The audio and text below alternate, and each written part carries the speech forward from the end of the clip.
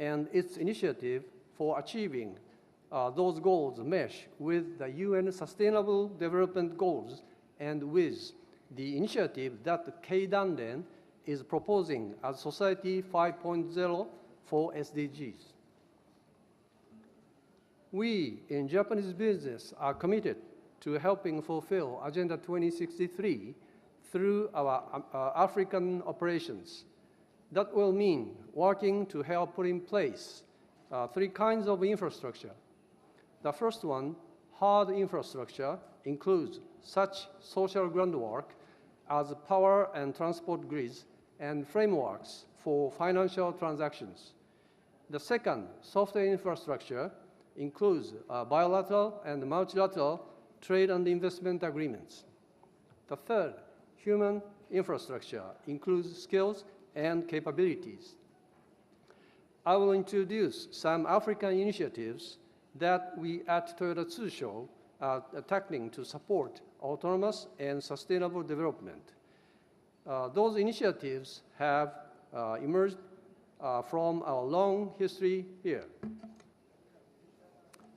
We at Toyota Tsusho and at our French subsidiary CFAO operates in all 54 nations of Africa under the banner With Africa for Africa.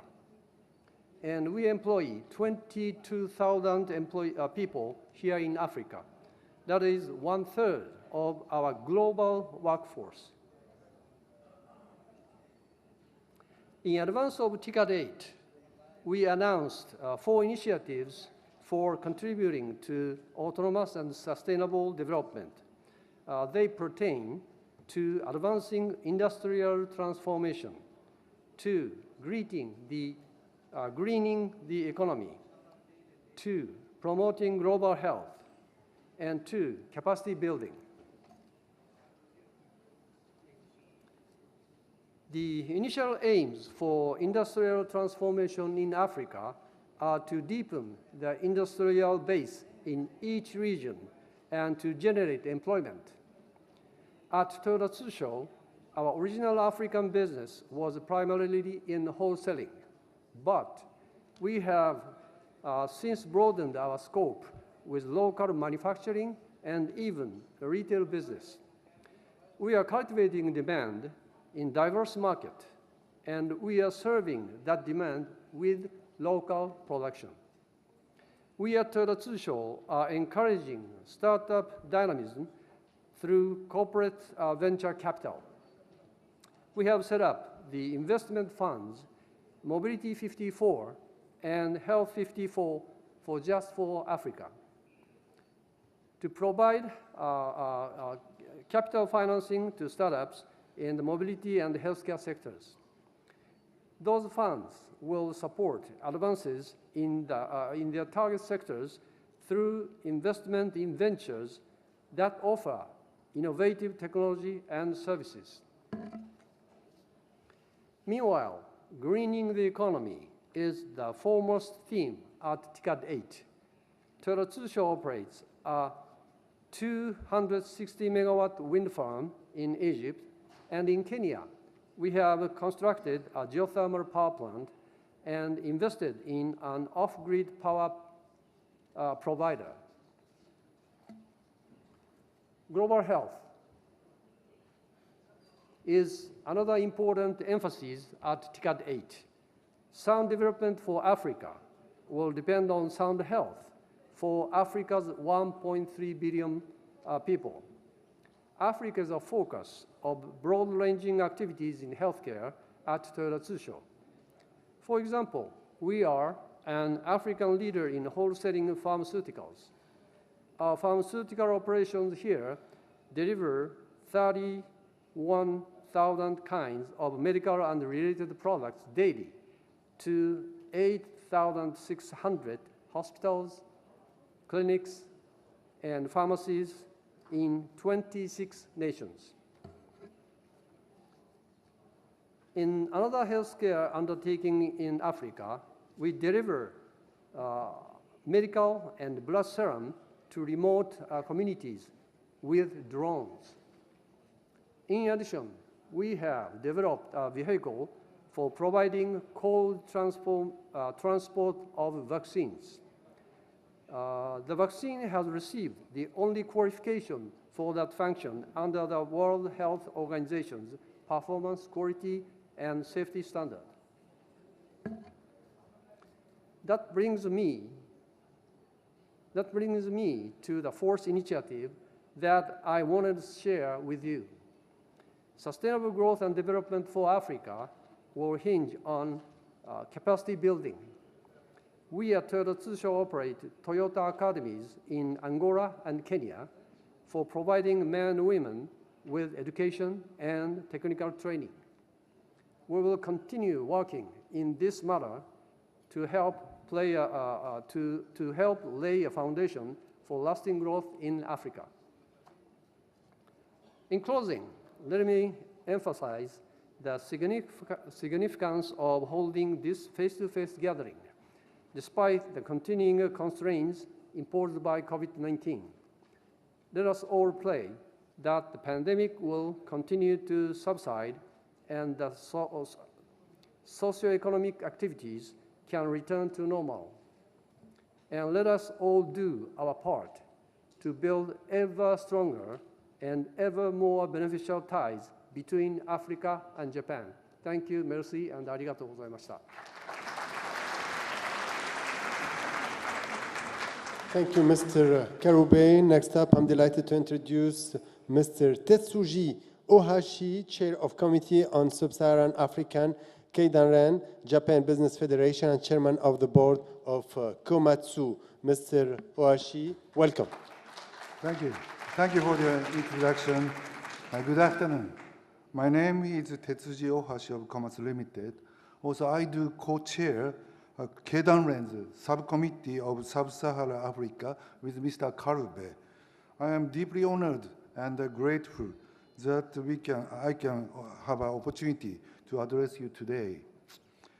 To fundamentally strengthen the relationship between Japan and Africa, we will support self-initiated and sustainable growth of Africa as our basic stance.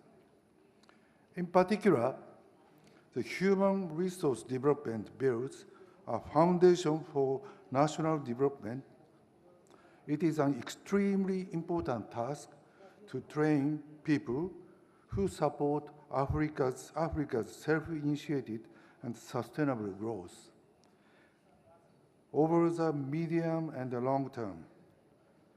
In addition to securing access to basic education such as primary and middle school education and improving its quality, and I believe Japan needs to support multi-tiered human resource development in Africa by cooperating in the education and the training of senior government officials as well as corporate executives, middle management, employees, administrative specialists, engineering, and mechanics, which are conducted respectively by African governments and companies at different levels. Now I change to the Komatsu. This is one of the examples that the Komatsu is putting the emphasis on the human development. Komatsu, the construction and mining machinery manufacturer, where I serve as a chairman, was established in Japan 101 years ago in 1921. And the basic principle was quality first, technology innovation, globalization, and human resource development. These principles have been passed on as a part of Komatsu corporate DNA. As construction and mining machinery operates under demanding conditions in harsh environments, after sales, maintenance, and operator training to ensure the proper machine use as crucial. And more than 50 years ago, in the 1960s, while keeping the founding principle in mind, Komatsu expats instructed maintenance and service mechanics, as well as the machine operators to ensure safe, accident-free operation of machinery in Africa. Since then, Komatsu has strived to support human resource development so that the people of Africa can further develop their own countries. In total, more than 40,000 Komatsu machineries operates in 48 countries in Africa and 121 sites for sales and service run by Komatsu and its distributor, and they contribute to earth moving in construction project and the mining project in different countries of Africa. Giving us some example, in Angola, almost for 8 years from 2009, following a long period of civil wars, Komatsu provided a bulldozers-converted demining machinery for anti-personnel mines and a construction machinery at no cost in support of joint effort of public and private sectors to reconstruct the local community as a whole through landmine removal. Another example, with the assistance of Japanese government grant aid and the United Nations Industrial Development Organization, or UNIDO, Komatsu supported the Japan Heavy Equipment Operators School in Liberia by training instructors and donating resources, such as medium-size and mini-size hydraulic excavators, and training material and train people. In a similar cooperative effort with the Japanese government and UNIDO in Uganda, Komatsu is now supporting the new METRAC training center and the construction of which will begin this year.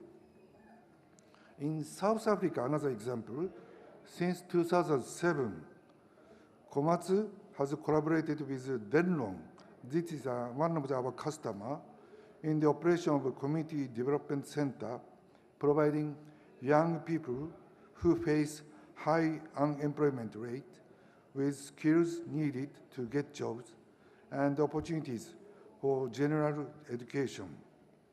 In total, nearly 1,500 students having courses there. Also, in South Africa, Komatsu launched a 3-year program at the Sedibeng Tibet College in Joburg in 2018, providing specialized and practical vocational training for students majoring in mechanical and electrical engineering. These are some examples of Komatsu's support for human resource development. Komatsu will continue to contributing to human resource development that fuels self-initiated and sustainable development in Africa. Many Japanese companies in Africa have been doing a similar thing, developing the people, developing the human resources. That's I just want to deliver today. I'd like to conclude my remarks with a wish that the outcomes of TICAD 8 and this business forum will further strengthen economic relations between Japan and Africa. Thank you very much.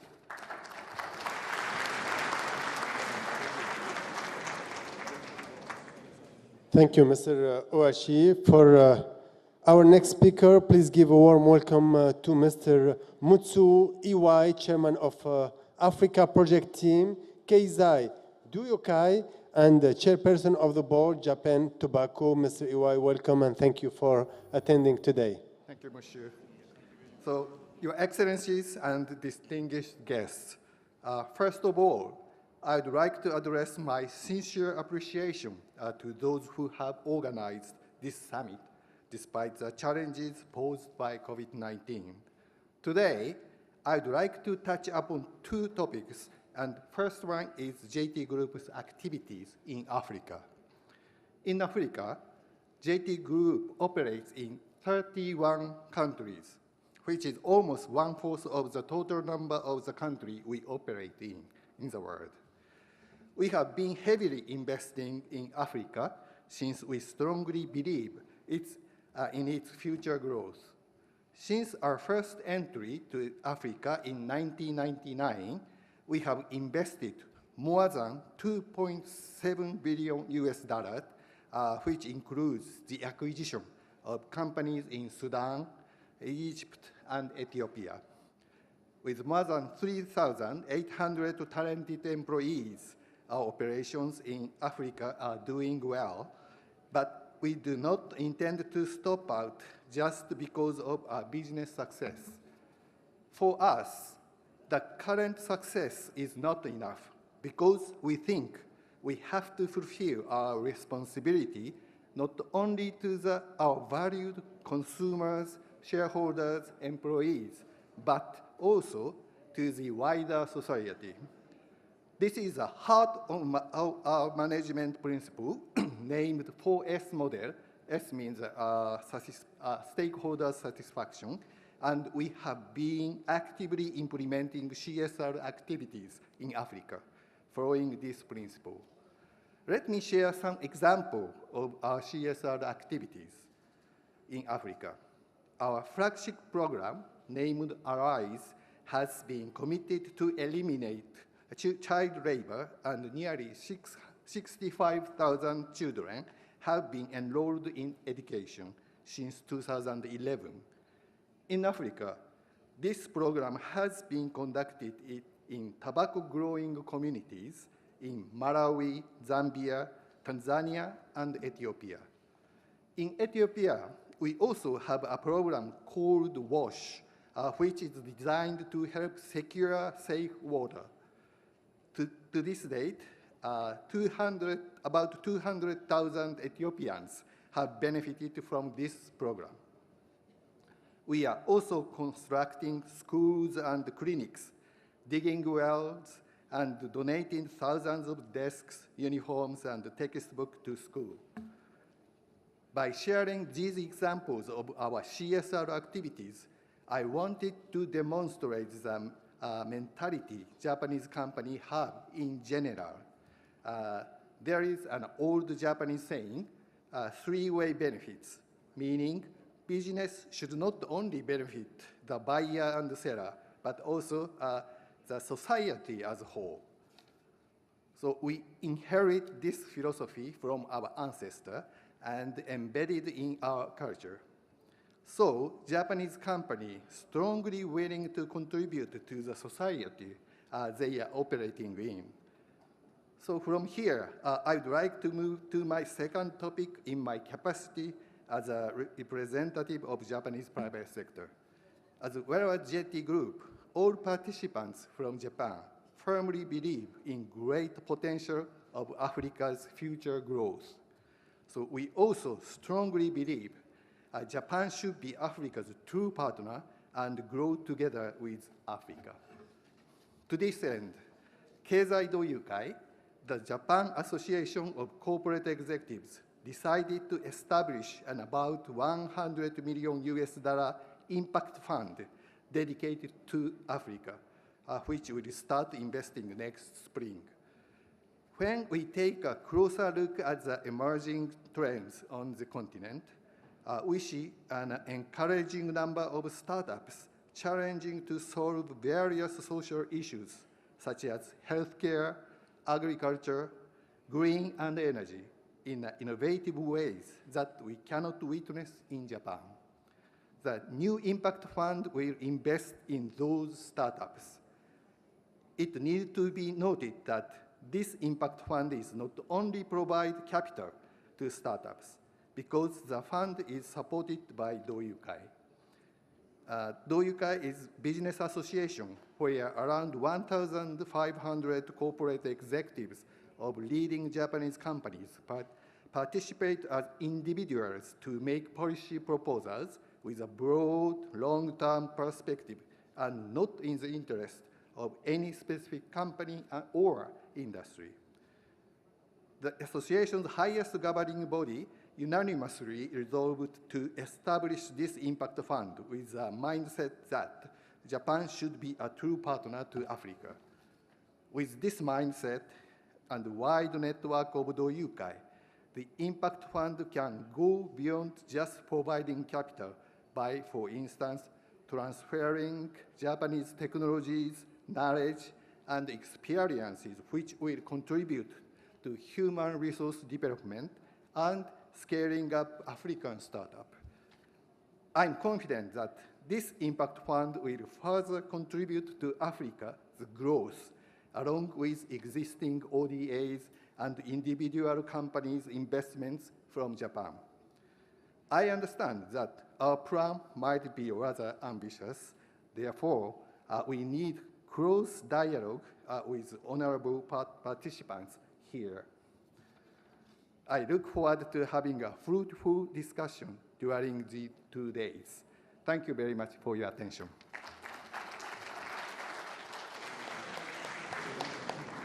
Mr. Iwai, thank you. And now it's my great pleasure to introduce Mr. Samir Majoul, President of Tunisian Union of Industry, Trade and Handicrafts.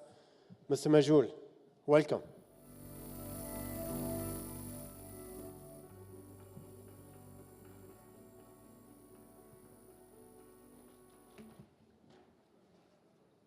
Bonsoir. Alors, je suis Samir Majoul, je suis président de l'organisation patronale nationale, l'UTICA, l'Union tunisienne d'industrie, du commerce et d'artisanat, fondée en 1947 et qui a aujourd'hui un historique de 75 ans. Mesdames, Messieurs, je suis fier de voir mon pays, la Tunisie, accueillir la 8e session de la conférence internationale de Tokyo sur le développement de l'Afrique, TICAD 8. L'organisation de cette conférence pour la 2e fois en Afrique confirme la place importante de notre continent sur la scène mondiale. L'Afrique dispose d'abondantes ressources humaines et naturelles, un grand potentiel de développement et enregistre depuis des années une croissance économique honorable.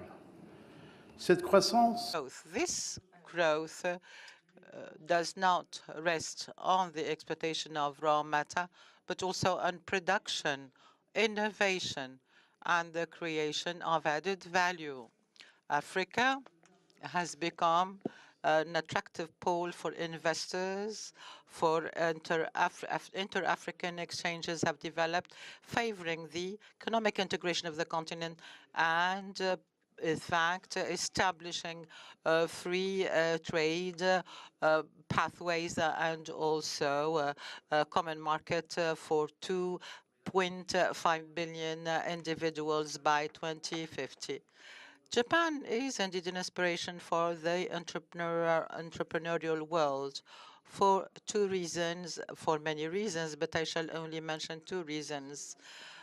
Because the oldest enterprise in the world is indeed a Japanese enterprise, Kongo-Gumi, which has operated for more than 2,045 years. This family enterprise of construction, in fact, goes back to 518, and it was built in that, indeed to build, and has been developed and handed down by 4 generations of the Kombo family. The second inspiration for the entrepreneurial world that I would like to mention here comes from the Meiji Revolution. It's a revolution that needs to be copied and emulated from 1868 that marked a turning point in Japan. At that time, the objective was to provide Japan with the means of its power to catch up with the Western Industrial Revolution. And all the governments of the Meiji era have set a bet on private enterprises.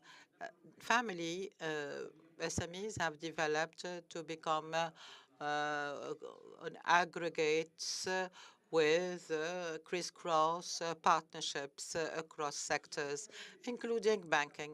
They have been committed themselves to establishing air structure. They were already in public-private partnerships. They set out also to conquer outside and overseas markets. Today, the model has evolved in Keiretsu, that is conglomerate to, in fact, crisscross cooperation and across sectors, and which are here, in fact, these conglomerates have contributed to the growth of Japan after the Second World War. Some are honoring us with their presence, and I would like to salute them, thank them, and invite them to invest more in Tunisia and in Africa. And this is the second aspect of inspiration. If you were to merge these two inspirations, the message becomes even more clear. Family enterprises are founded to build and to develop and help grow one's own country. So this is a message to our politicians, a message to the whole of Africa. Get alliances with the private sector. Invest in the private sector, and you will see that growth will come in this way. And it is in that, precisely that spirit, that we are approaching this event of TICAD, the need to create an environment that would be propitious between Africa and Japan, and to be propelled into a developmental circle. Ladies and gentlemen, sciences, technologies, innovation, and human resource, talented human resources have played a very important role in the modernization of Japan. And indeed, these are the essential components to initiate development in Africa through Japanese-African partnerships, as foreseen by 2063 agenda that envisages an endogenous development and that traces the pathways and objectives of sustainable development, accelerate industrial transformation. Africa is the cradle of humanity and is also the most promising amongst all continents, and also that is rich with the youth of the world. Let us be ambitious. Let us be brave. And I'm lifting this phrase and sentence from the president of AFDB. Technological transitions and innovations are indeed essential. Ladies and gentlemen, I would like to salute this exceptional partnership between Africa and Japan based on the attachment and commitment to values, essential values, and also attached to a world order that is based on justice. And of course, this is inscribed in our ethics at UTICAN. We should perhaps draw all the conclusions. We, in fact, benefit from the fact of being in peace and majority, and we can always all sit together around the table and find a solution. And Tunisia is one of the best places for this.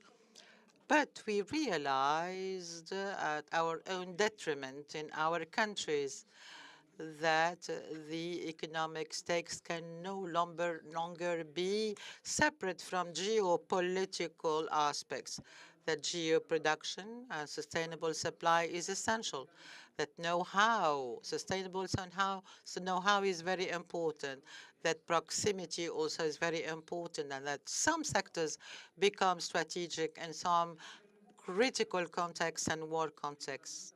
So it's this geopolitical aspect that, in fact, induces us to invest in heavens of peace. And Africa is a heaven of peace, historical heavens of peace, to implement our concepts of national sovereignty and also of our global ethics and sovereignties. And I can mention the most important aspects of sovereignty, food sovereignty.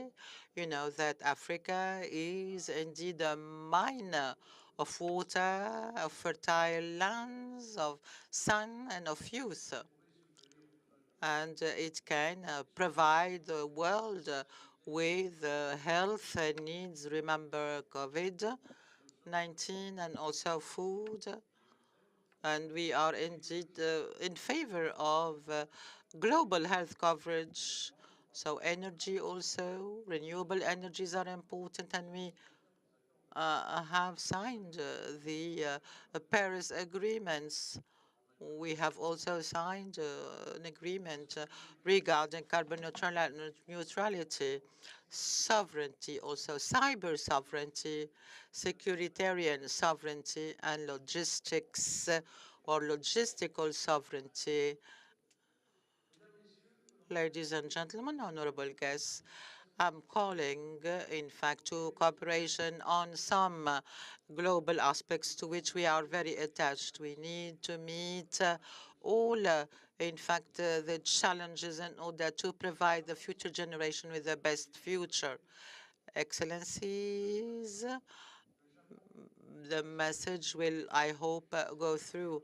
Japan will be at the presidency of G8, supported by international financial institutions, World Bank, AFDB, and the framework of G7 and G20, sorry. I would like to renew my gratitude to all those who have contributed to organizing this in Tunisia, land of peace and land of hospitality. And all of these are, in fact, values to which we are attached. Long live Japanese-Tunisian friendship. Thank you for your attention. President of the Tunisian Japanese Chamber of Commerce and Industry, Dr. Benabes. Welcome.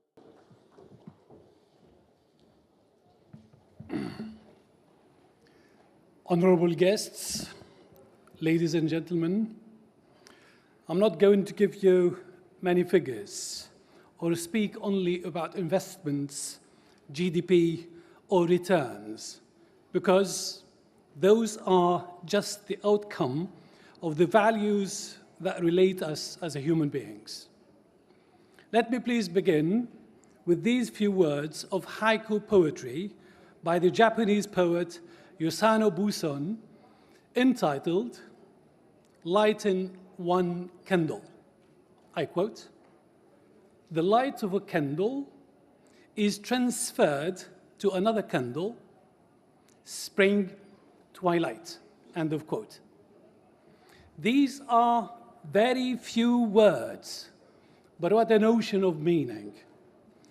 What I learned from haiku poetry, which I love and admire, is the art of precision, accurateness, simplicity, profoundness, and refinement.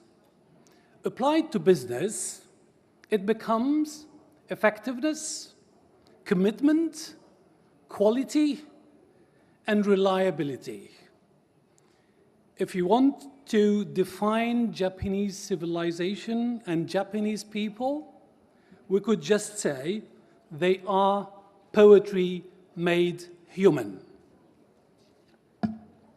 I personally learned from my Japanese friends and Japanese partners that hardworking, commitment, respect, and resilience are unshakable values and a solid ground on which we together can build a genuine, sustainable collaboration.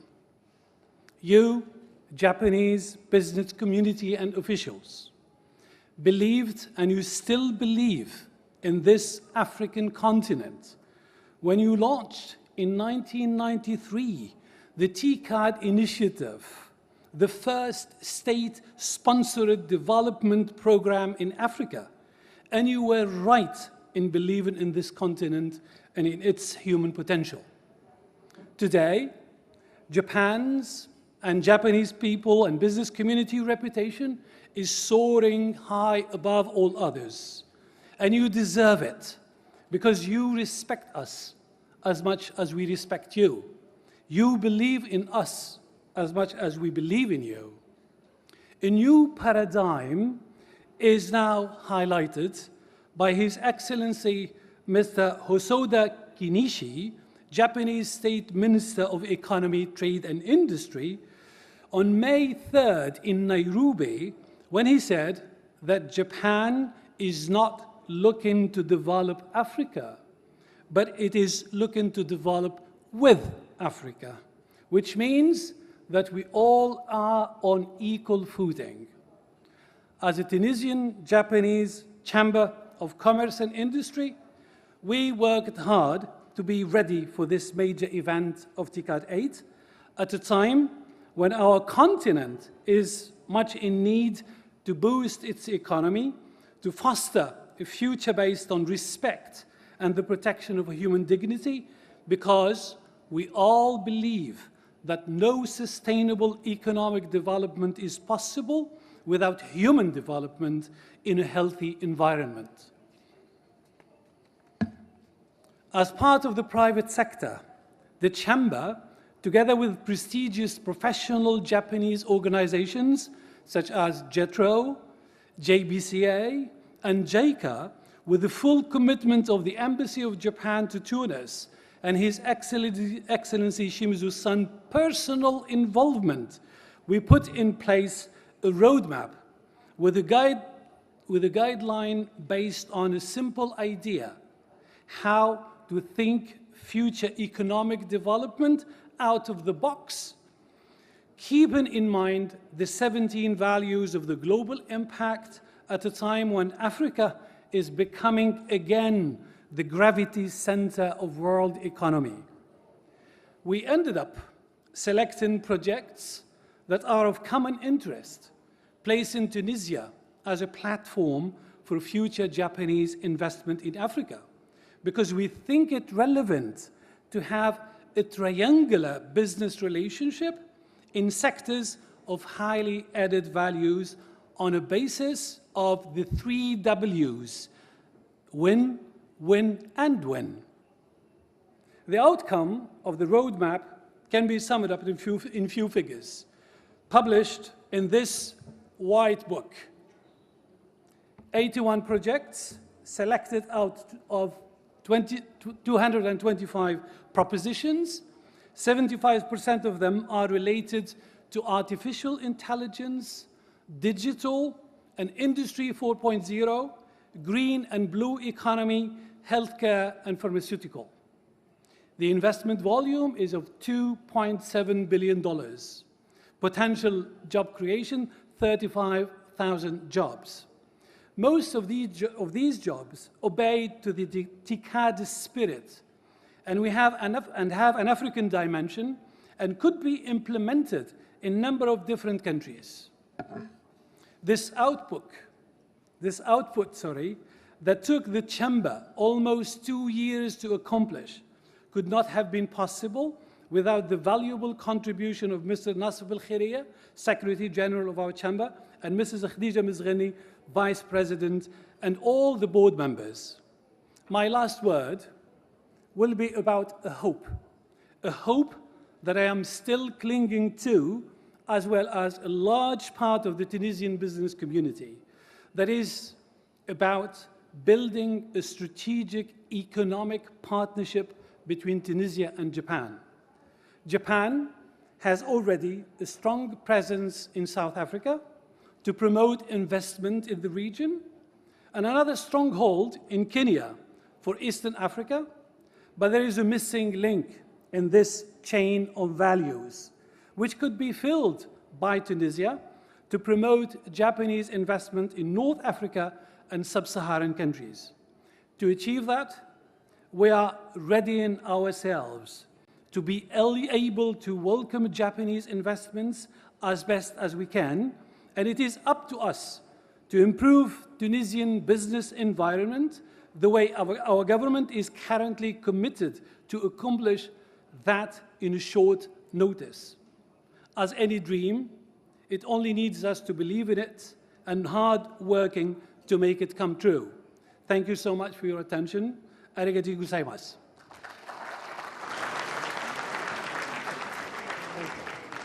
Thank you, Dr. Hedi Ben Abbas.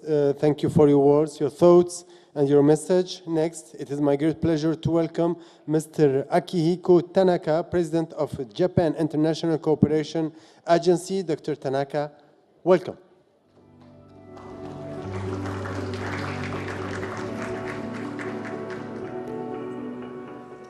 Distinguished guests and participants, ladies and gentlemen, I would like to, first of all, congratulate the organizers, JETRO, and the governments of Japan and Tunisia on convening this important event. Africa and the world are facing multiple compound crises, including climate change, the COVID-19 pandemic, the war in Ukraine, and issues of debt sustainability. Individually, each of these crises is a serious concern, but combined, they pose an unprecedented challenge. Africa, with the support of the international community, must weather these crises, but also build back better and strengthen resilience to future shocks. The Business Forum is an opportunity for us to focus on how the private sector can and must be part of that effort. I believe here youth and innovation are key. Africa has a growing youthful population, and a number of African startups, young entrepreneurs, are applying innovative approaches and digital technologies to tackle social issues.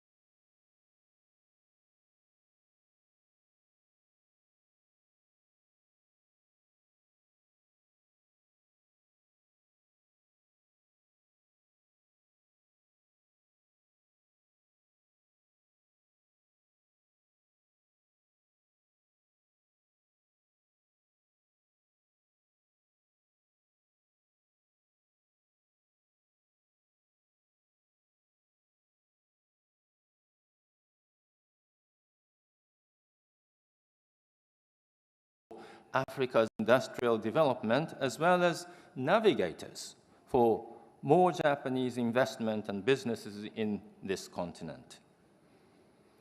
Since the launch of the initiative at TICAD 5 in 2013, JICA has received more than 1,500 African youth in Japan and connected them with more than 400 Japanese companies. As Mr. Abe hoped, today we have numerous examples of excellent collaboration between Abe graduates and the Japanese private sector, and we expect this to create more opportunities in the future. The second is project we call NINJA, or Next Innovation with Japan, shortened as NINJA. This aims to support young African entrepreneurs and startups to develop innovative business models and to create solutions for social problems. Under the concept of quote-unquote with Japan, NINJA encourages collaboration between African startups and the Japanese private sector. Today, NINJA is extending its activities in Nigeria, Ghana, Ethiopia, Kenya, and Uganda. A recent competition resulted in a number of innovative ideas that are being tried in practice. The third example is a new initiative to expand technology-based financial services. About a week ago, JICA signed an investment agreement of $10 million with a private fund that supports fintech startups in Asia and Africa. The aim is to increase access to fair credit and financial services for the underbanked people in Africa. In this time of crisis, we need to focus on Africa's potential. We have to work with the youth. We have to encourage startups, and we have to nurture innovation. To achieve this, today's forum is a good occasion to explore business opportunities and forge alliances that will benefit both Africa and Japan, now and in the future. JICA will support collaboration among businesses of Africa and Japan through investing in people, startups, SMEs, digital and green transformations, among others. TICAD is about solidarity with Africa, based on mutual trust between African countries and the international communities. That extends to the business sector.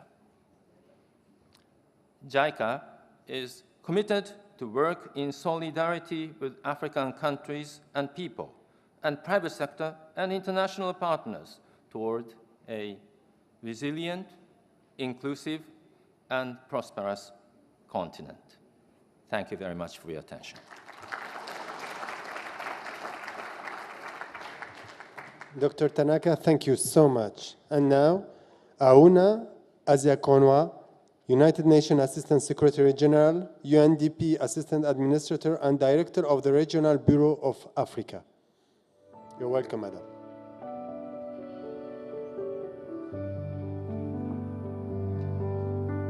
Thank you. And let me begin by thanking Dr. Tanaka for emphasizing youth innovation and startups. That indeed is where the magic is. Greetings, Excellencies, ladies and gentlemen, distinguished guests.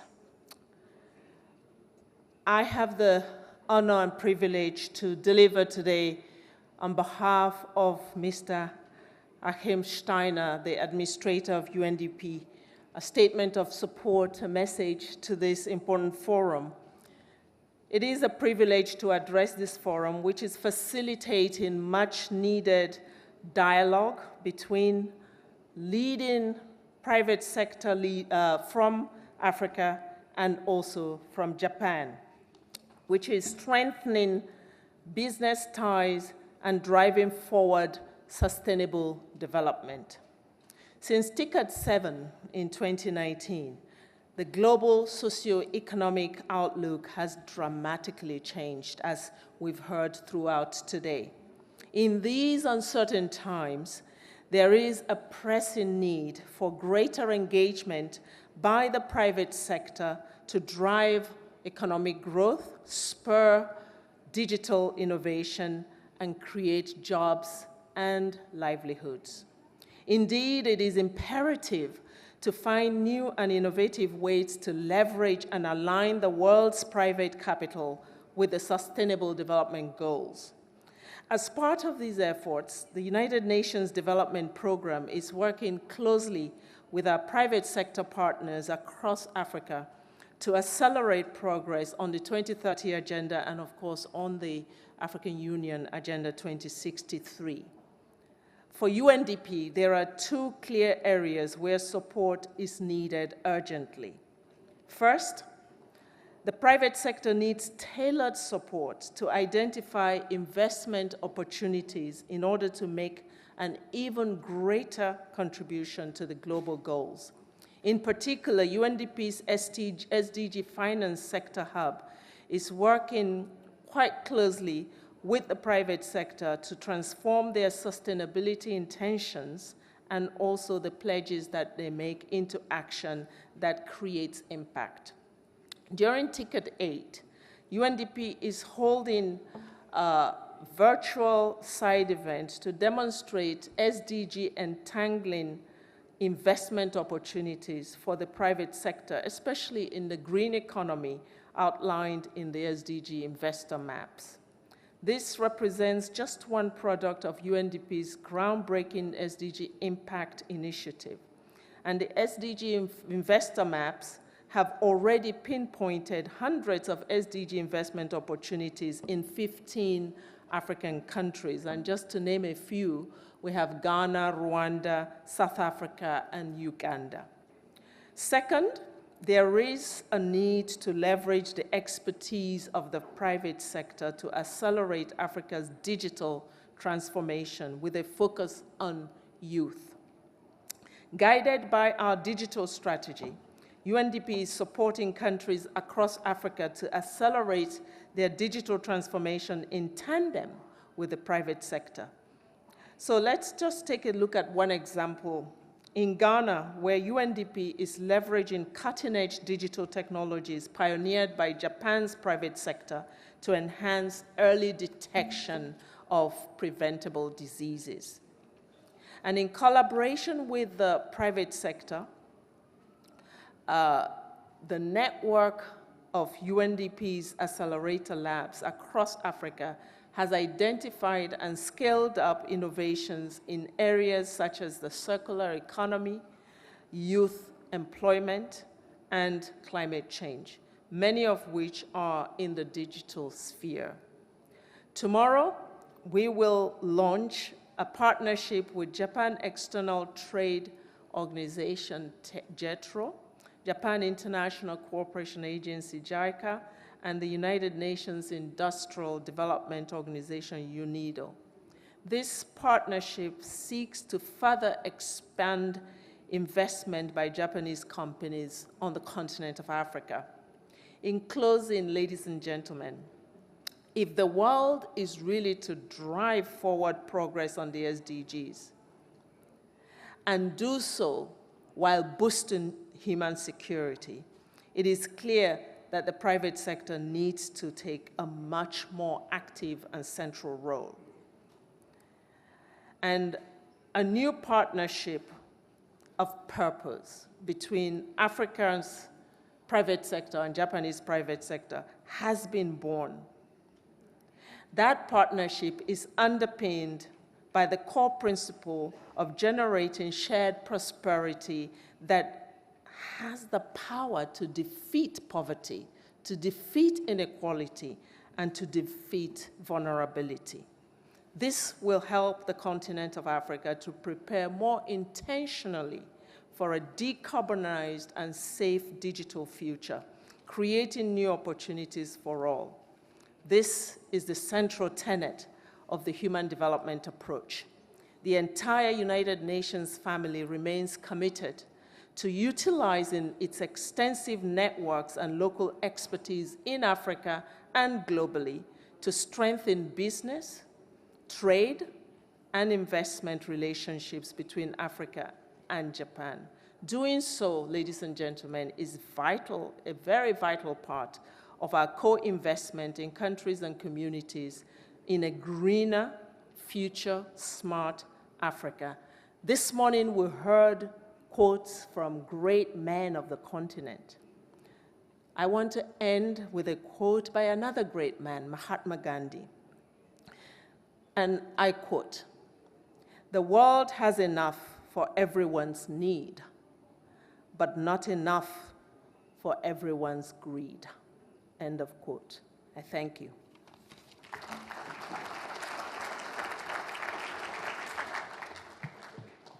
Thank you so much. And now I'm delighted to introduce to you Mr. Akinwumi Adesina, President of African Development Bank. Dr. Adesina, welcome.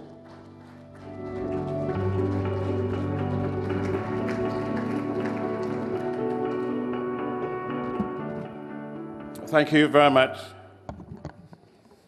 First and foremost, I want to acknowledge the heads of state that helped to headline this event today the President of the Republic of Tunisia, His Excellency President Said, also the Prime Minister of Japan, the Prime Minister Kishida, and I wish him well to recover from the COVID-19 situation. His Excellency President Macky Sall, President of Senegal and Chair of the African Union. Honorable Ministers, it's good to see you. Honorable Minister Nakatani, and thank you very much for your speech this morning and your support for Africa. Honorable Ministers across Africa, Mr. Sasaki, Chairman and CEO of JETRO, eminent business leaders from Japan and Africa, distinguished ladies and gentlemen. I wish to congratulate the government of Japan and the government of Tunisia on this 8th Tokyo International Conference on African development. I wish to first and foremost commiserate with the government of Japan on the very sad event of the assassination of one of Africa's best friends, the former Prime Minister Shinzo Abe. He was a great friend of Africa, and he was a man that I loved very much. And under his leadership, TICAD became such a strong platform for forging strong strategic partnerships between Japan and Africa. Shinzo Abe pushed for what he called a free and open Indo-Pacific. Please permit me, if we may rise and play 1 minute silence in honor of late Shinzo Abe.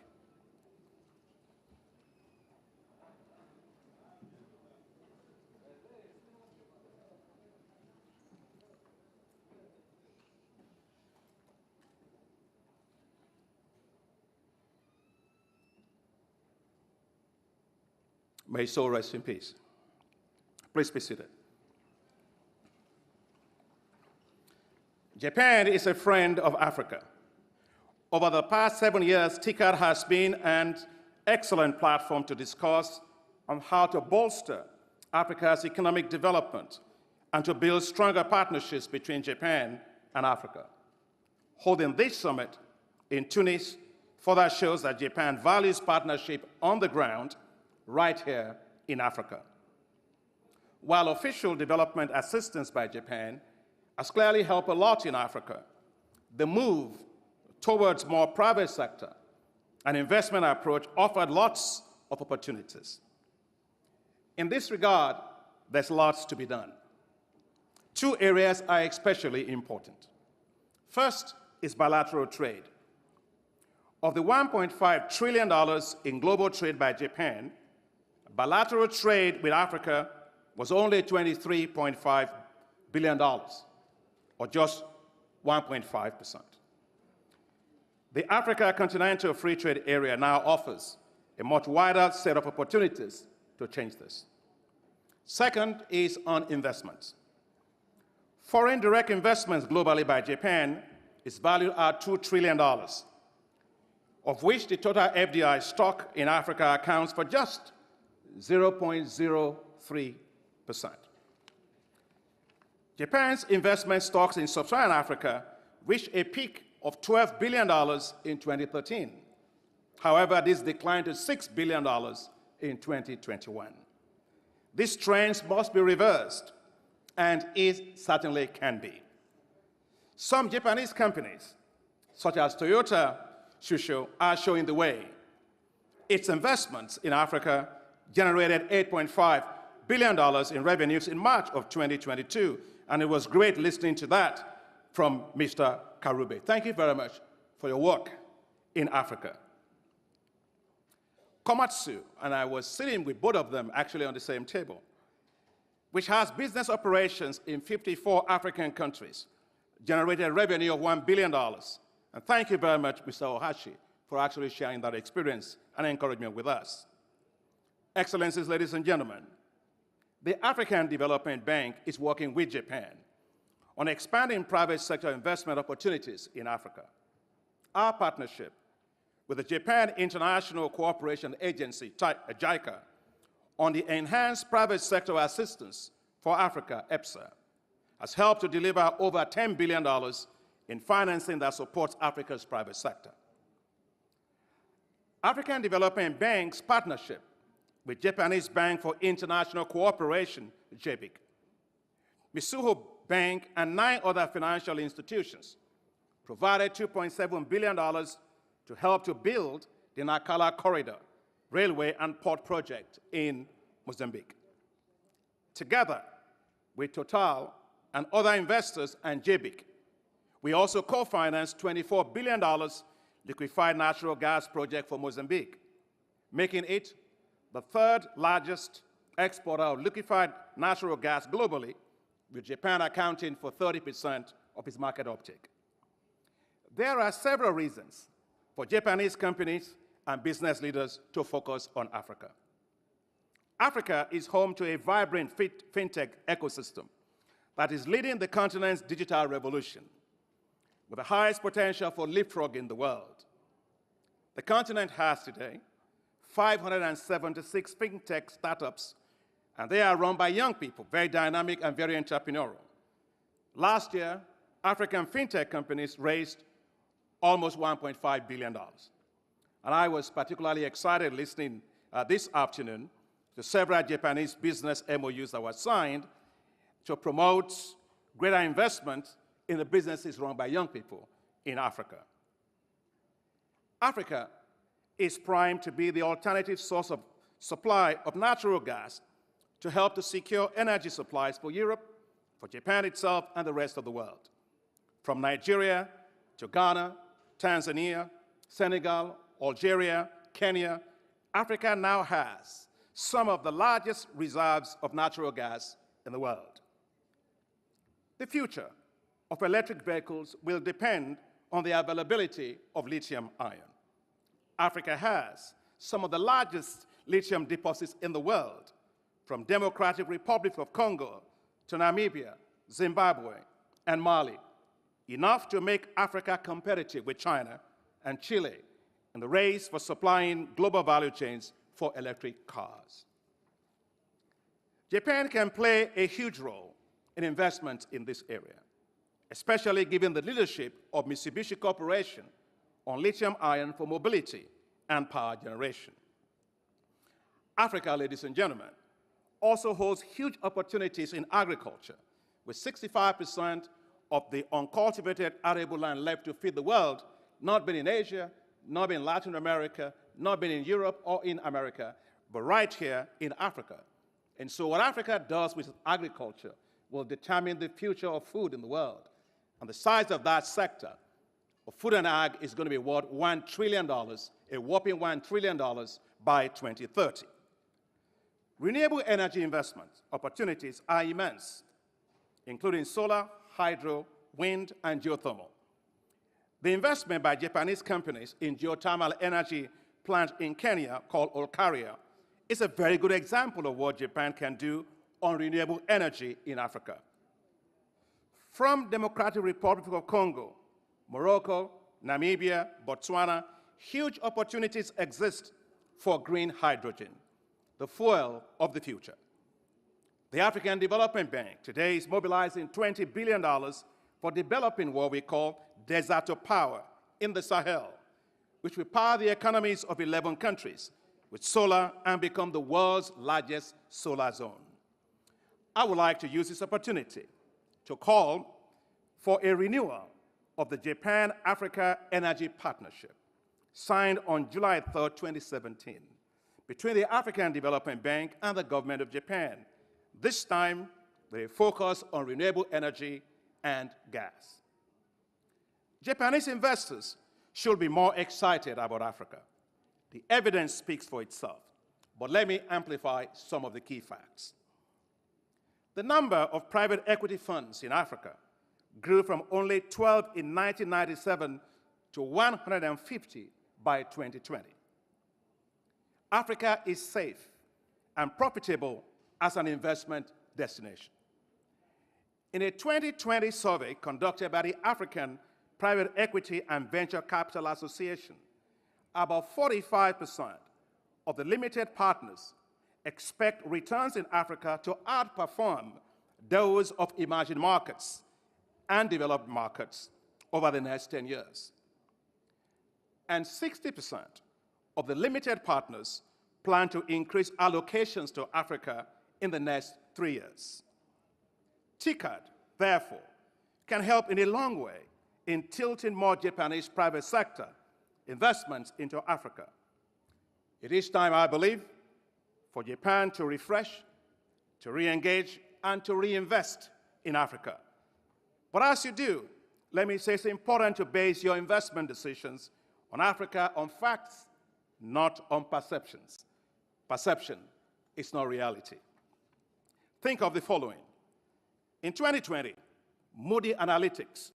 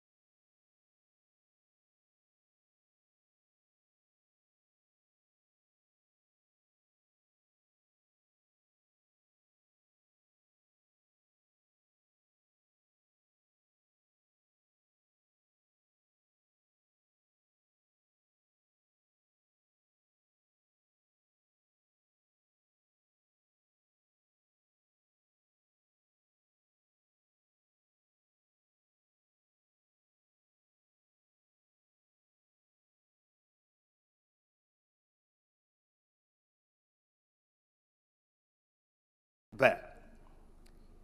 I am excited that the Japan-Africa Business Forum, organized jointly with the African Development Bank, attracted over 3,800 participants. I am excited about opportunities to work together with Kaiser Doyukai on Africa's investment fund that they put together to support Japanese business interests and investments in Africa. And thank you very much, Mr. Mutsu Iwai. I am excited about opportunities to work together with Kaidan Ren on improving business investment environment for attracting more private investments from Japan into Africa. Ladies and gentlemen, Toyota Tsusho moved to Africa. It is prospering. Komatsu moved to Africa. It is prospering. Mitsubishi Heavy Industries moved to Africa. It is prospering. Several other Japanese businesses are prospering in Africa. And I fully expect that the business venture memorandum of understanding signed today between several businesses from Japan and private equity funds for Africa will equally prosper. Together, let's scale up Japanese private sector investments in Africa. Let us turn conversations into commitments. Let us turn commitments into investments. Let us work together. Ishoni Gambari Marshall. Let us prosper together. Domo arigato. Thank you very much.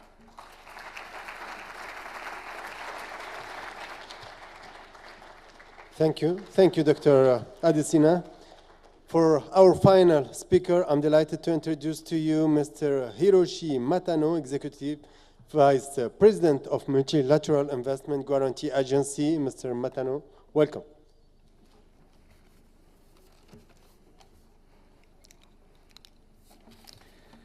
Well, I'm probably at the last on the list, so I'll try to make it short. Excellencies, honorable ministers, distinguished delegates, ladies and gentlemen, good afternoon. First of all, on behalf of the World Bank Group, please let me thank the government of Tunisia for hosting the TICAD 8, and your excellencies, President Said, and President Sall, and Prime Minister Kishida for providing a very insightful comments, guidance, and advice. As my president, David Malpass, World Bank Group president, has mentioned at today's morning's session, the World Bank, together with its private sector investment arm, IFC and MIGA, has been very active for the past 2.5 years in order to address the COVID crisis that we have been experiencing over the past few years. Moreover, we have announced in April of this year a surge target to commit $140 billion for in the next 18 months. So to help the world overcome not only the pandemic, but the war in Ukraine, the food energy crisis, and obviously the long-term climate change challenges that we are now seeing throughout the world. During our internal deliberations about our strategy and through our dialogue with our stakeholders and the wider development community, we have become more convinced than ever of the importance of the private sector for development and the role that the World Bank, IFC, MIGA can play to help the private sector to grow and prosper. In short, what I want to say and convey the message is that IFC and MIGA are committed to supporting the private sector on this wonderful African continent. We look forward to deepening our dialogue and also to have a fruitful discussion about the right strategy. Thank you, and thank you again.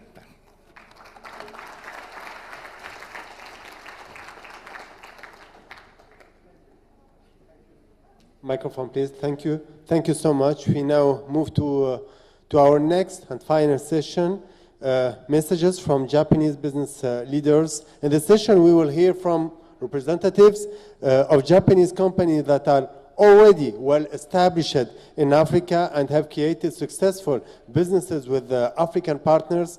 They will describe some of their business initiatives and talk about opportunities in the African market. To kick things off, I'm delighted to introduce Mr. Yoichi Miyamoto, Chairman of the Board and Representative Director of Shimizu Corporation and President of Japan of Africa Infrastructure Development Association. Mr. Miyamoto, welcome.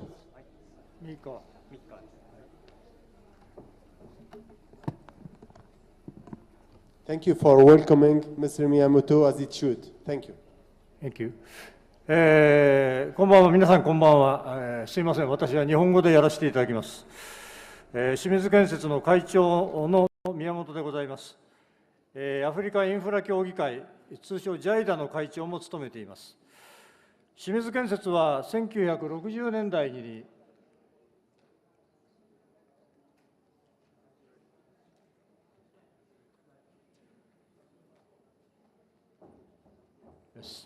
1960年代後半のザンビアでのプロジェクトを皮切りに、これまでアフリカ15カ国においてですね、道路や橋、学校、医療施設や気象レーダーの建設など、多岐にわたるインフラの整備に関わってまいりました。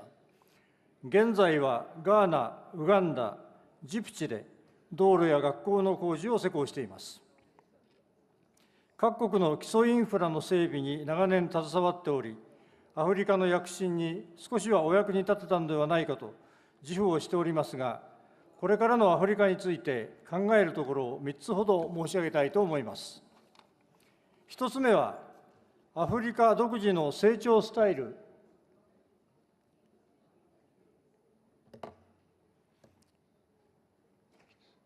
One more, please. 1つ目はアフリカ独自の成長スタイルであります。さまざまな分野でイノベーションが起こり、スタートアップへの積極的な投資が行われています。リープフロッグと言われるこれまでになかったユニークな成長であり、日本企業も動向を注視しているところです。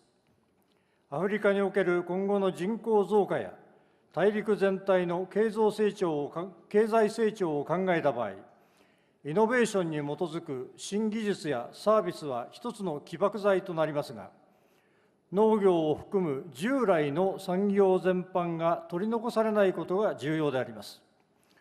スタートアップの成長へのエネルギーが全体の成長につながるよう、下支えする基盤への支援も忘れてはいけないと思います。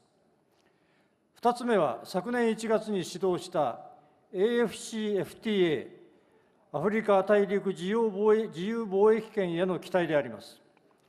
クロスボーダーで切れ目のない経済圏を構築し、今まで限定的であったアフリカ域内貿易を活性化することで、アフリカ大陸の持続可能な経済、社会開発がスムーズに拡大していくことに期待するとともに注目をしています。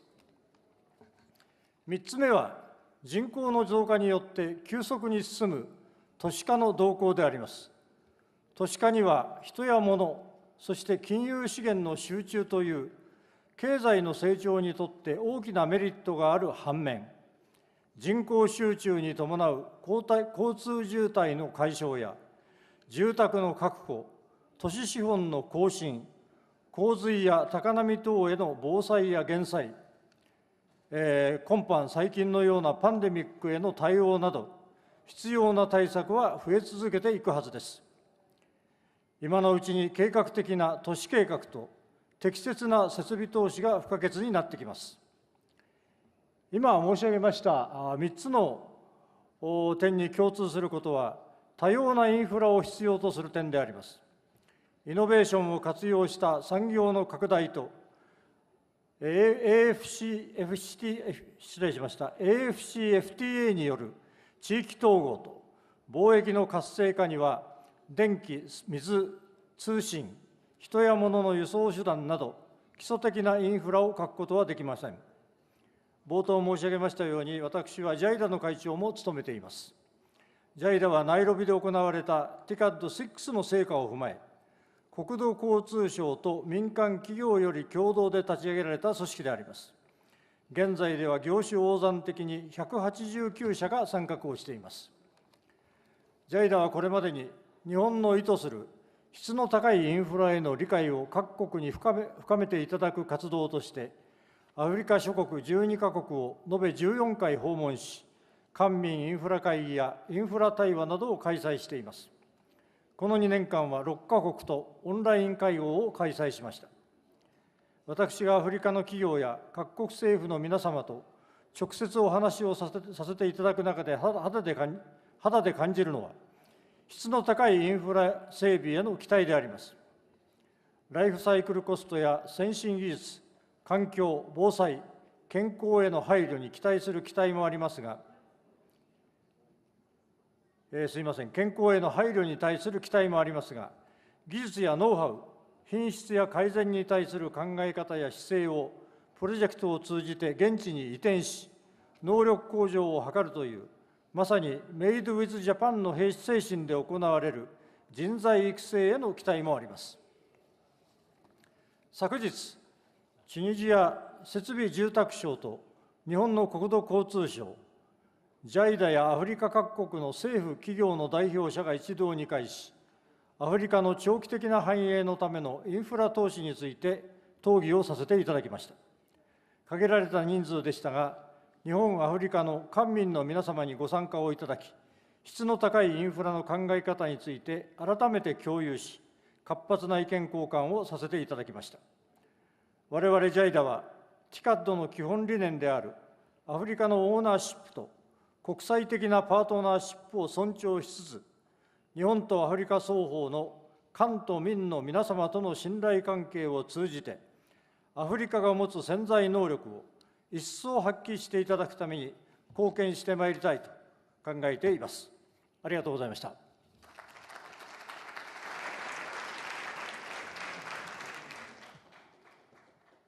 Mr. Miyamoto, thank you so much. Next, please give a warm welcome to Mr.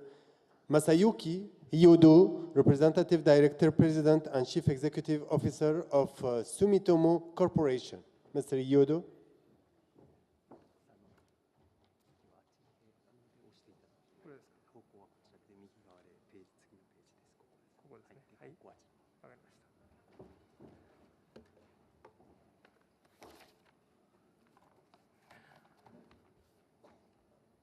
Good evening, everybody.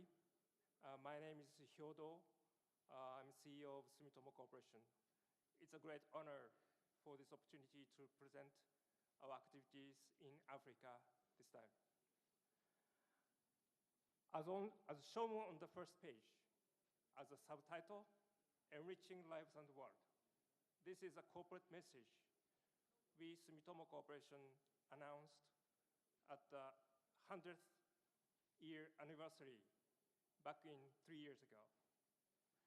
This is what we have done, and this is what we would like to do in coming 100 years in Africa.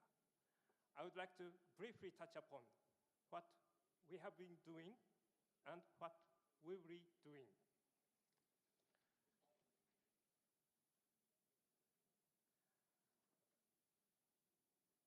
We opened our office back in 1954, starting from Cairo, Egypt.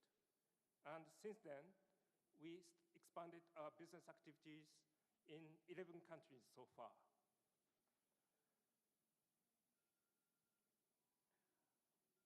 Our major initiatives in Africa, starting with the area of mineral resources.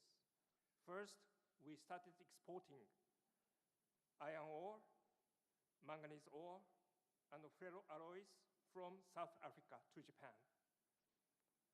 Now, we have begun Ambatobe project in Madagascar. A world-class nickel and cobalt production in Madagascar is in operation now. It involves not only mining, but also refining them locally in briquettes, first-class quality for the fast-growing electric vehicle market, which amounts to more than 20% of the country's total exports. Directly and indirectly, we are employing around 10,000 people in the country while pursuing human resource development as well. We hope to continue growing it as a project integrated into the local community.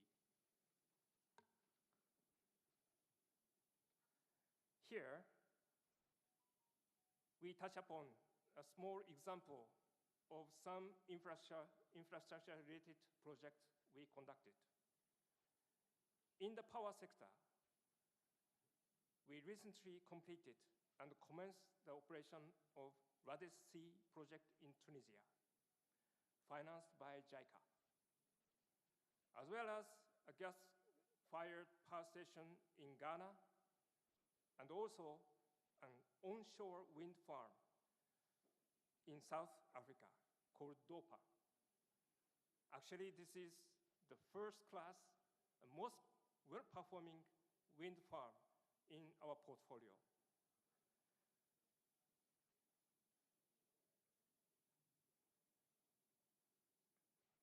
As our latest endeavor, we joined with Vodafone Group and British International Investment and established Safaricom Telecommunications Ethiopia, PLC, in the country. We are preparing to launch our cell phone service this coming autumn.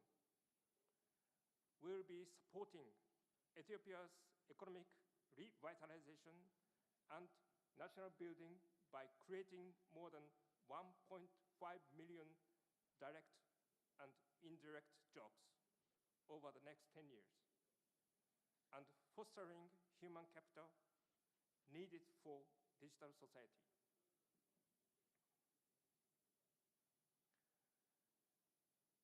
This time, we conclude the four-party memorandum of cooperation among Safaricom Ethiopia, Ethiopian Ministry of Innovation and Technology, JICA, and ourselves, which is an initiative to strive, promote Digital Ethiopia 2025.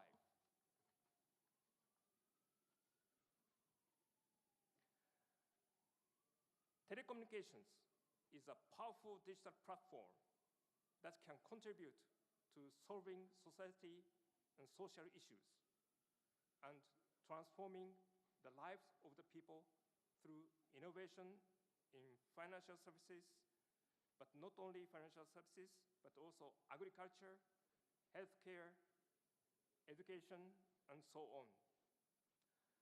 We'll be creating new business models that meet people's everyday needs.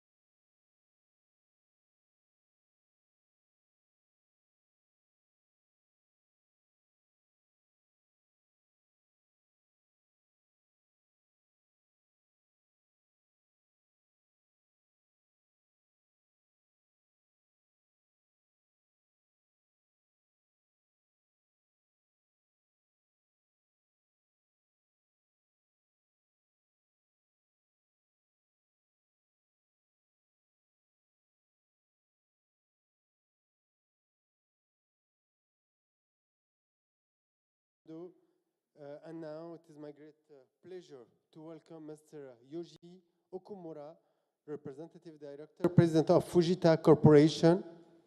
Mr. Okumura, welcome.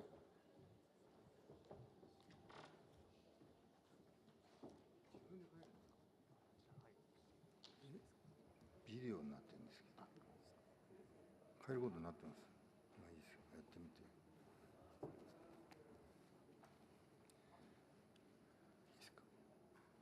皆さんこんにちは。株式会社富士 Hello everyone, my name is Yoshi Okumura and I am the President and CEO of Fujita Corporation. I would like to talk to you today about Fujita's business in Africa.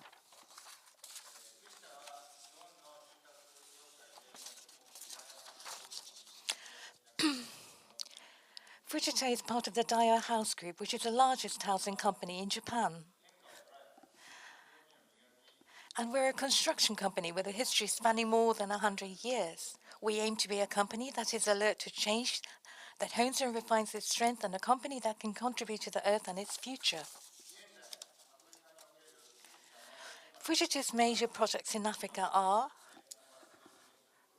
the Mombasa Road construction project in the Republic of Kenya and the TICAD Training Center project in Ethiopia.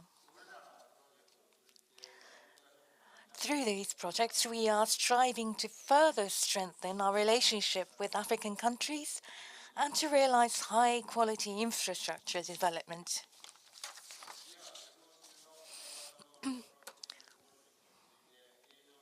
I will now explain about the current status of the Mombasa Road construction project under construction by showing you a video.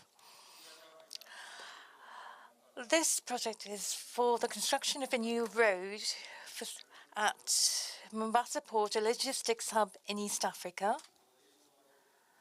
You're supposed to see a photograph here. Yes, here it is. The upper image shows how it was prior to the construction. The lower image shows how it was at the end of July. We are monitoring the construction progress every month with a very effective use of drone photography.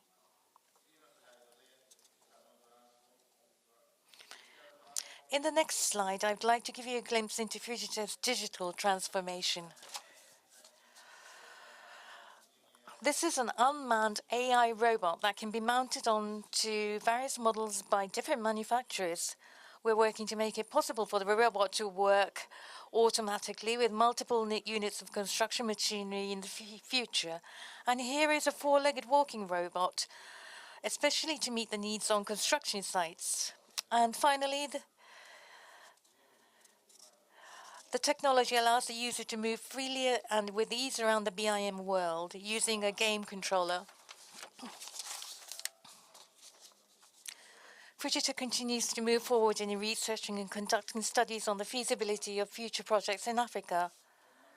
Some of the examples underway are agricultural storage facilities and data centers,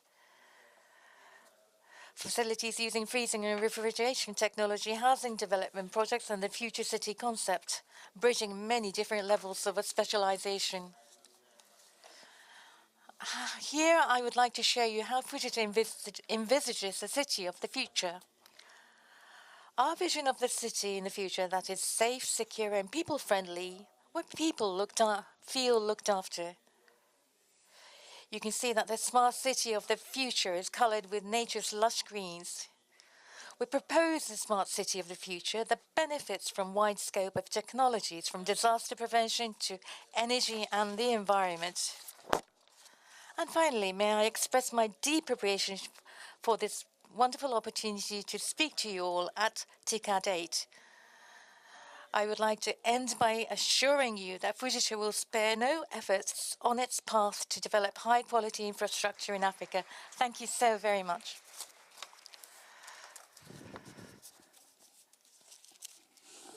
Thank you so much. For our next speaker, I'm delighted to introduce to you Mr. Masumi Kakinoki, President and CEO of Marubeni Corporation. Mr. Kakinoki, welcome and thank you for being with us today.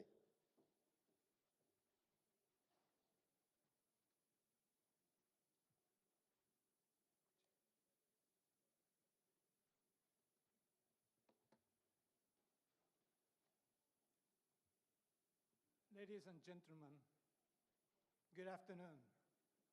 I am Masumi Kakinoki, President of Marubeni Corporation, and it is a great honor for me to have this opportunity to address you today at this TICAD 8 Business Forum. Marubeni is founded in 1858 as one of the Japanese Sogo Shosha general trading and investment conglomerate with a history of more than 160 years. Marubeni opened its first office on the African continent in Cairo in 1955. And in the 67 years since then, we have been contributing to the development of Africa through our various business activities. I myself was stationed in Cairo for 4 years from 1987 to 1991. Picture is young Kakinoki, and myself, where I was engaged in the construction of power plant and other rewarding business activities. My first large investment experience is IPP, Independent Power Producer projects in Tunisia at Rades. We constructed power plants and start operation 2002 May.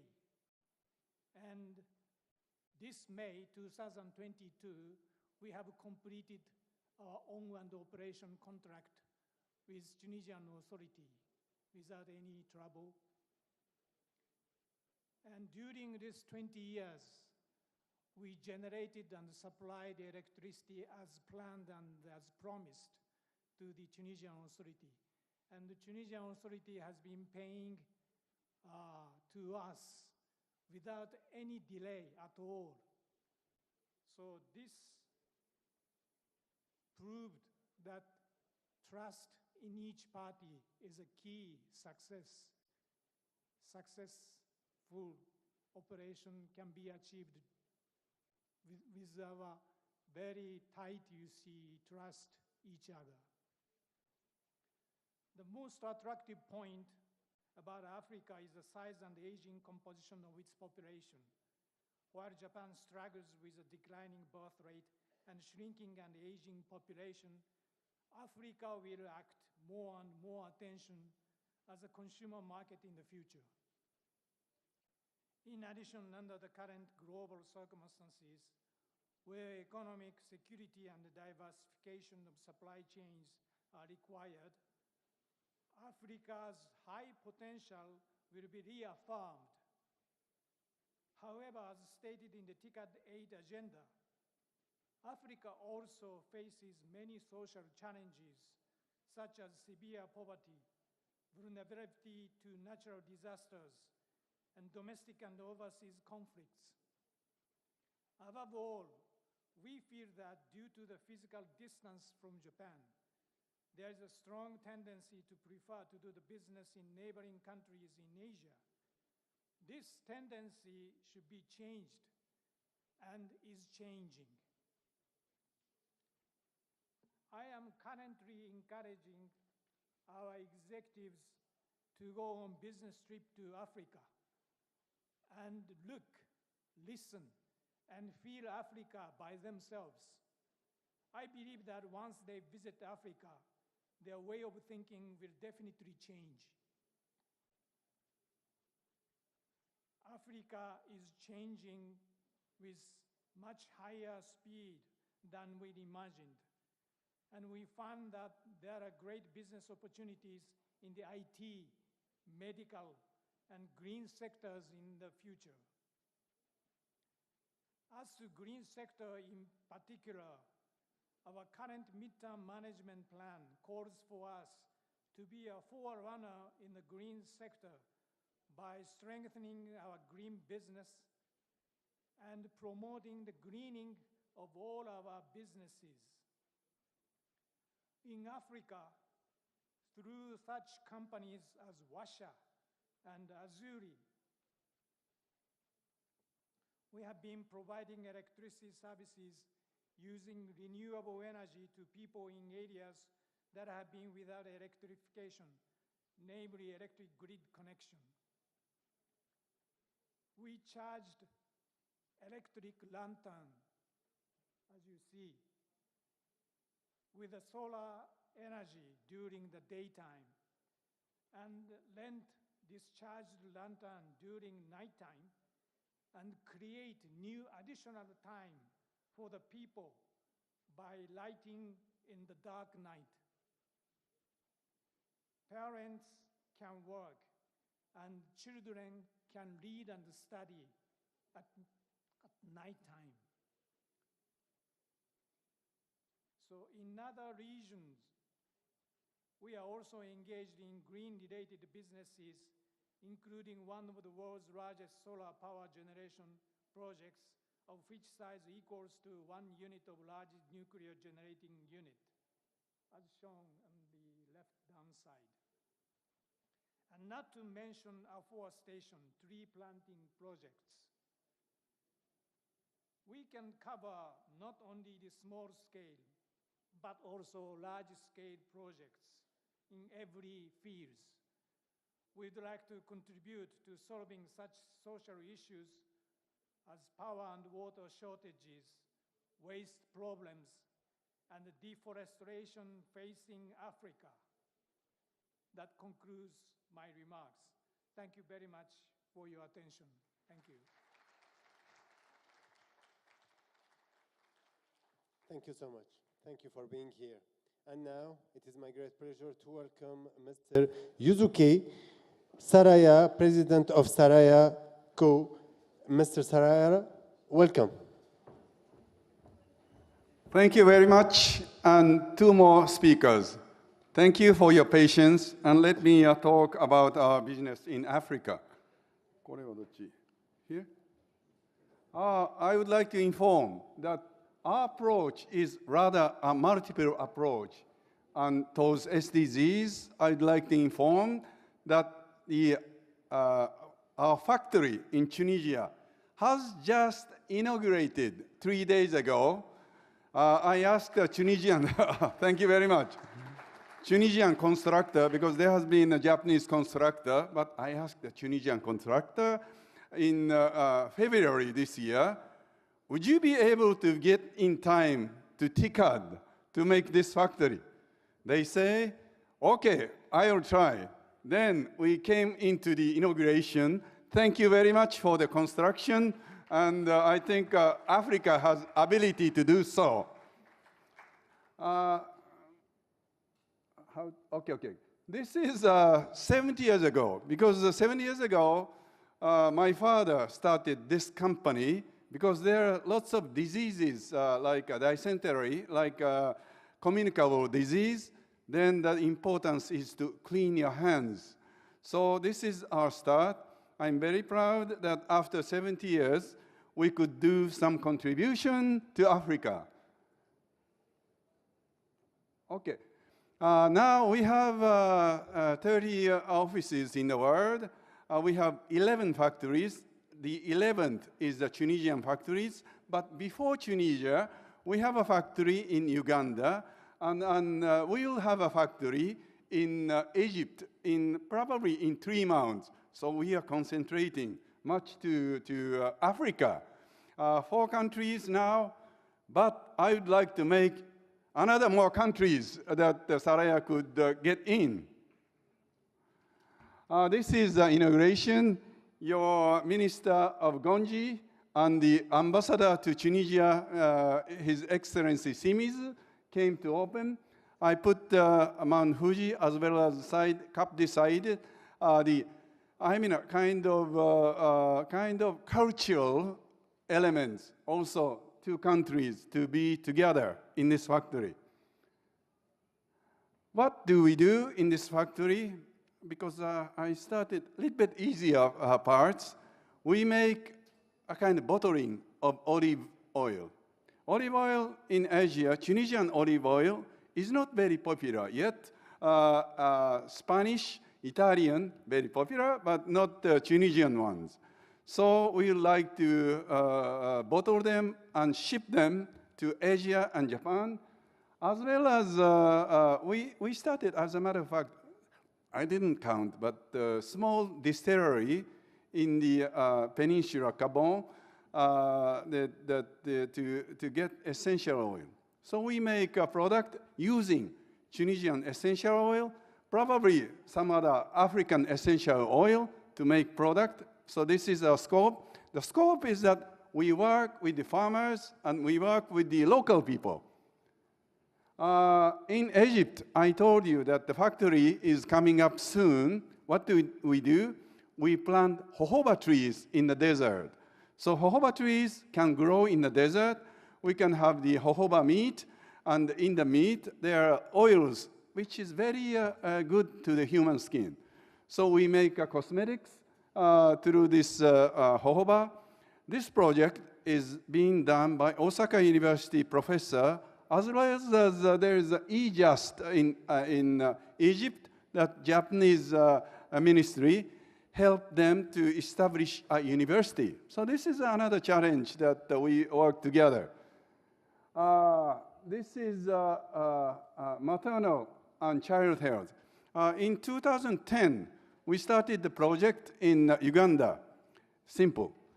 Just clean your hands before you take the child. Just clean your hands before you take to the patient. So then we had, with the support of JICA, we make a kind of experiment. Mr. Saraya, your product is good, but very expensive. Okay, what do we do? I find that they produce alcohol in Uganda by sugarcane molasses. So we use this alcohol to use our product and make hand hygiene. So we promote clean your hands before you touch a baby. So this is a kind of things that we do also. 100 million hands in Uganda for healthcare. So this is a project that then we had made a factory in 2015 to provide inexpensive liquid there. It worked very well during the term of COVID. This is another project, because we said multiple project in Kenya. Kenya, because healthcare, it takes time to get license, to get the change of the habits of the people. Okay, we will do some other approach. We make a kind of rapid freezer by our company, which is a kind of quick freezing, not the big scale, but the smaller scale to the fishermen. They pack it with the rapid freezing. Then I made a kitchen for them to process the fishes or meat or anything by the rapid freezing in the kitchen in Nairobi, that anyone can use it to develop their product. So this is another approach that is now going on. Then finally, this is a good project that we are working as a neglected tropical disease. Because in Uganda or in Kenya or some other countries, they have big problems with flare. The flare bites your skin because you walk naked, especially children. They lay eggs and they grow under the skin. So sometimes they just cut themselves by knife to cure. We have made a lotion to this disease. This is the third stage. I hope that the license will be given in a few months so that we will make this lotion in our factory in Uganda, and we'll export it to outside of Uganda and Kenya. So this is a kind of third country, goes to the places where they have the problems. So this is the final project that I want to introduce to you in Africa. Thank you very much for listening. Thank you very much. Thank you, Mr. Sarai. Thank you. And finally, it is my great pleasure to welcome Mr.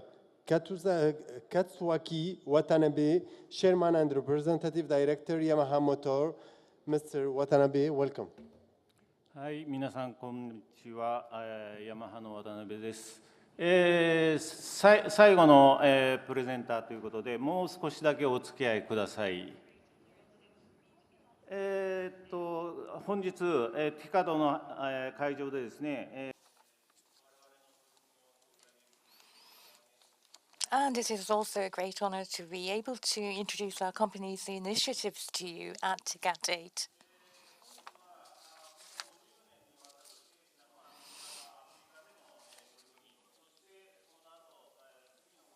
Our company has been involved in Africa for over 50 years, and we are determined that we shall continue to do so over the next 50 years.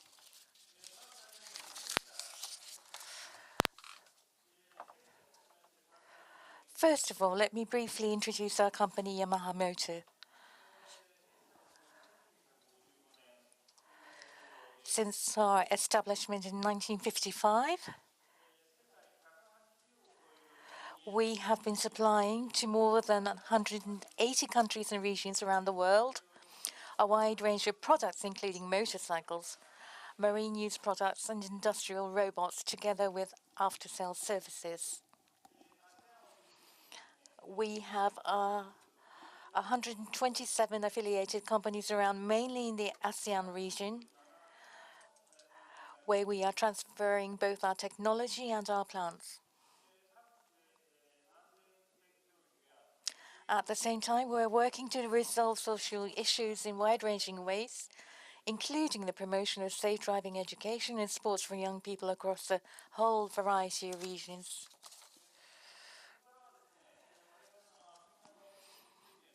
I would now like to go on to talk to you about our approach to the African market. To begin with, I need to introduce you to the concept of Yamaha Motor's 4 missions for the African market.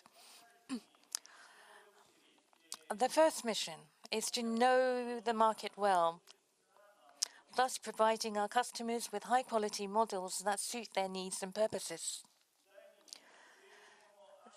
Secondly, we developed a network of after-sale services in 52 African countries to ensure that our customers